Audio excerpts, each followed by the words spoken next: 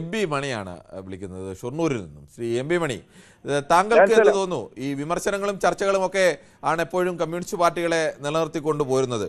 യഥാർത്ഥത്തിൽ അതിൻ്റെ കൂടി ഒരു അഭാവമാണോ ഇന്നിപ്പോൾ തെരഞ്ഞെടുപ്പിന് ശേഷവും ഈ പാർട്ടി ഇങ്ങനെ ദയനീയമായി പരാജയപ്പെടാൻ പോവുകയാണ് എന്ന് തിരിച്ചറിയാൻ കഴിയാതെ പോയത് നേതാക്കൾക്ക്? ഇവിടെ ഈ നമ്മൾ പ്രത്യയശാസ്ത്രപരമായി കമ്മ്യൂണിസം എന്ന് പറയുന്നത് തൊഴിലാളി വർഗ സർവാധിപത്യമാണ്. നമ്മുടെ ഈ യാത്രക്കിടയിൽ, പാർട്ടിയുടെ മുന്നോട്ടുള്ള യാത്രക്കിടയിൽ തൊഴിലാളികളില്ലാത്ത നേതൃത്വം വന്നു. ഒരു തൊഴിലാളി നേതൃസ്ഥാനങ്ങളിലില്ല. ഈ തൊഴിലാളി വർഗ സർവാധിപത്യം പോയി അത് പാർട്ടിയുടെ സർവാധിപത്യമായി.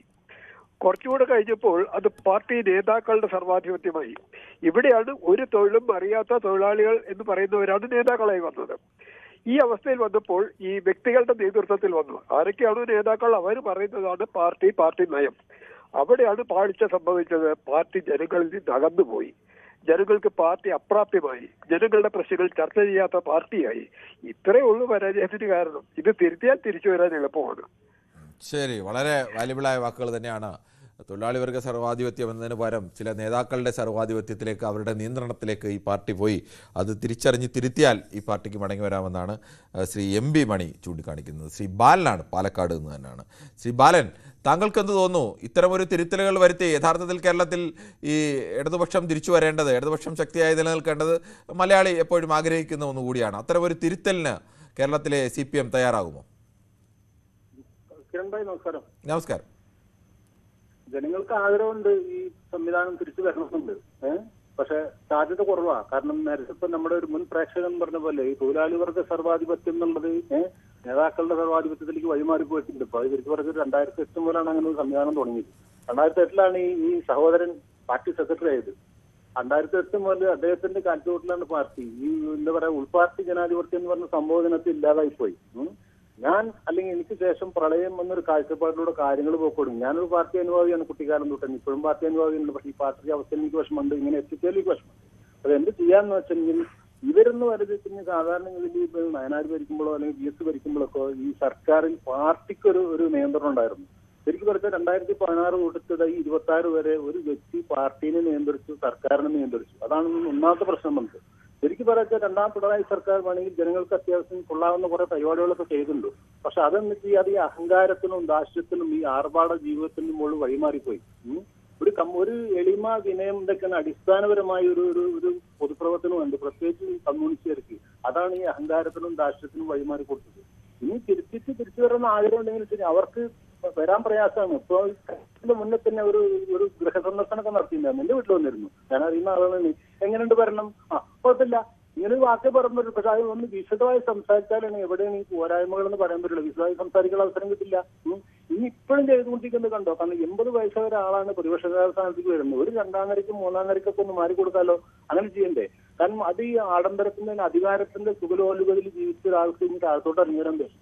ഇപ്പൊ 2021 ഉമ്മൻചാണ്ടി നിയമസഭയിലുണ്ട്. എന്നിട്ടും തീർത്തും 2ാം നിര 3ാം നിര എന്ന് പറയുന്ന VD സതീശനാണ് പ്രതിപക്ഷ നേതാവാക്കിയത്. കാരണം അയാൾ റിസൾട്ട് ഉണ്ടാക്കി കൊടുത്തു. അതാണ് ഈ തലമുറ മാറ്റം. ഇവിടെ അതില്ല.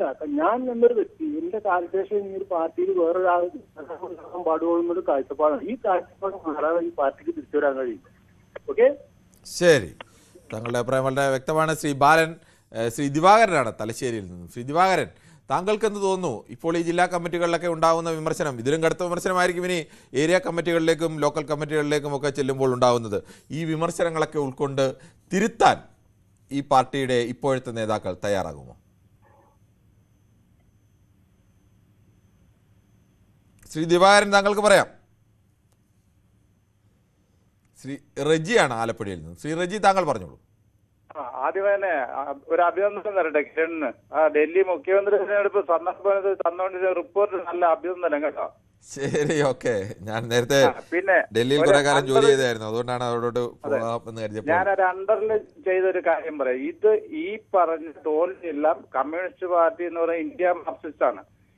ബംഗാളിലും ത്രിപുരയിലും ഇതെല്ലാം ചെയ്തൊരു പാർട്ടിയാ.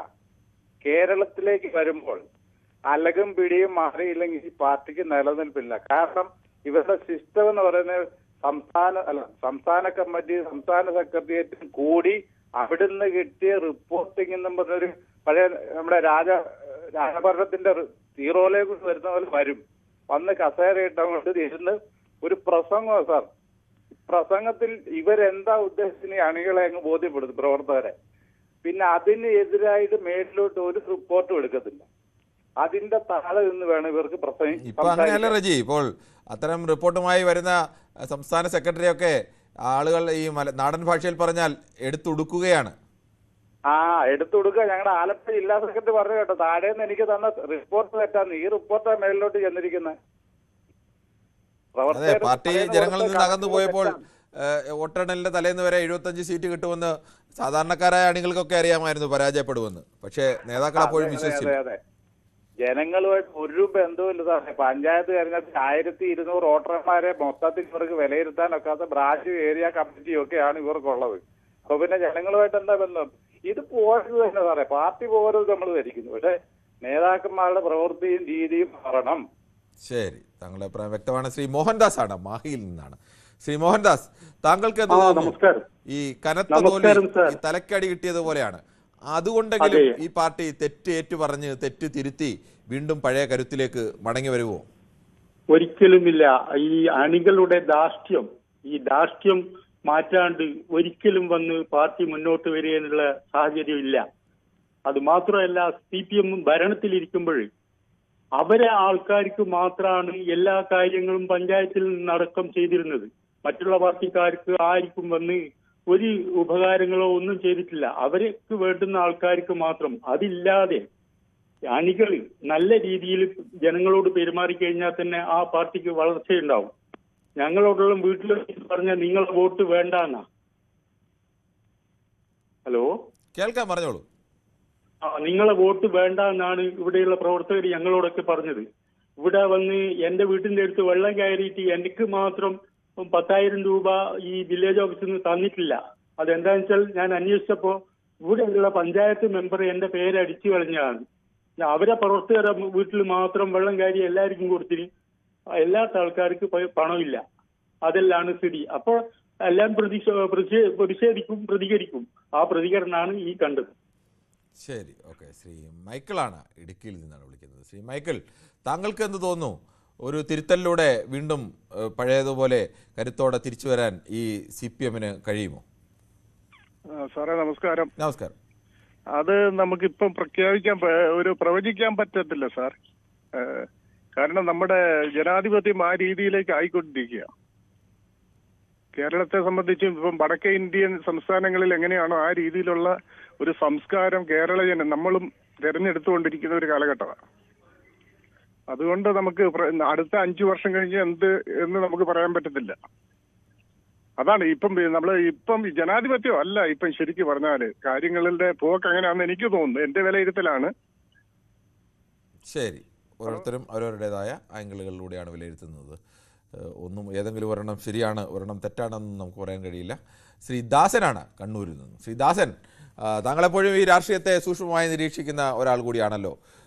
ഒരു ഇടതുപക്ഷ സർക്കാർ എന്ന നിലയിൽ നിന്നും ഈ കഴിഞ്ഞ സർക്കാർ അതൊരു പിണറായി സർക്കാർ ആയി മാറിയതുകൊണ്ടാണോ യഥാർത്ഥത്തിൽ ഇത്തരത്തിലൊരു കനത്ത തിരിച്ചടി നേരിടേണ്ടി വന്നത്?